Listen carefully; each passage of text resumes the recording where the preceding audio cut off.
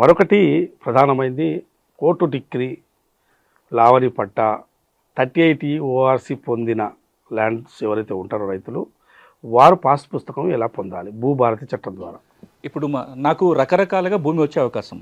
ప్రభుత్వం అసైన్మెంట్ పట్టా ఇచ్చింది ఒక పద్ధతి, లేదా నేను ఇనాం భూమికి ఓఆర్సీ తెచ్చుకున్నా, నా దగ్గర ఓఆర్సీ ఉంది కానీ ఇంకా పాస్బుక్ రాలేదు. నేను పీటీని అంటే రక్షిత కౌలుదారిని 38 సర్టిఫికేట్ తెచ్చుకునే అవకాశం నాకు ఉంది. ఆర్డీఓ నాకు 38 ఇచ్చాడు కానీ పాస్బుక్ రాలేదు.